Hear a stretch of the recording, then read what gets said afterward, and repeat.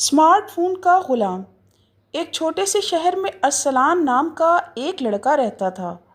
وہ ذہین تو بہت تھا مگر بہت لاؤبالی۔ ماں باپ دن رات اس کی اچھی تعلیم اور تربیت کے لیے محنت کرتے مگر ارسلان کا دھیان صرف ایک چیز میں تھا، موبائل فون۔ جب ماں اسے نماز کے لیے بلاتی تو وہ کہتا، امی بس ایک گیم رہ گئی ہے۔ جب ابو اسے پڑھائی کے لیے سمجھاتے تو وہ کہتا، پہلے ویڈیو دیکھ لوں پھر پڑھوں گا۔ دوستوں کے ساتھ بیٹھنے کے بجائے وہ موبائل پر لگا رہتا، کھانے کے دوران، چلتے پھرتے، حتیٰ کہ سوتے وقت بھی۔ شروع میں والدین نے نرمی سے سمجھایا، پھر سختی بھی کی، مگر ارسلان کی موبائل سے محبت ہر حد پار کر چکی تھی۔ وقت گزرتا گیا، امتحان آئے مگر ارسلان کی تیاری صفر تھی۔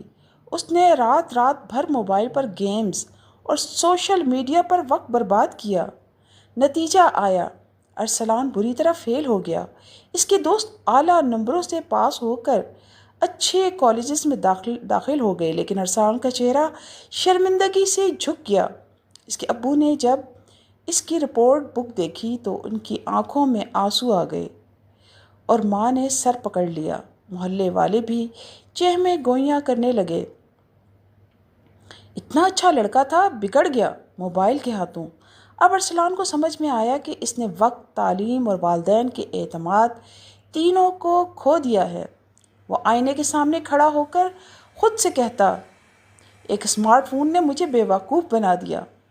پھر ایک دن اس نے فیصلہ کیا، موبائل کو ایک طرف رکھا، اسکول کی کتابیں اٹھائیں اور ماں باپ سے معافی مانگ کر نئی شروعات کی۔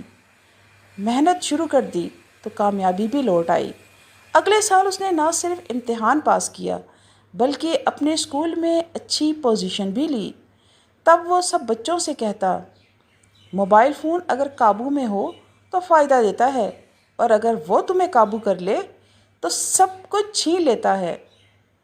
تو دوستو، سبق یہ ہے کہ وقت اور والدین کی قدر کرو، ورنہ بعد میں صرف پچھتاوا ہاتھ آتا ہے۔ تو یقیناً دوستو، آپ کو یہ خوبصورت اور سبق آموز کہانی ضرور پسند آئی ہوگی اور آپ اس سے یقیناً فائدہ بھی اٹھائیں گے۔ شکریہ۔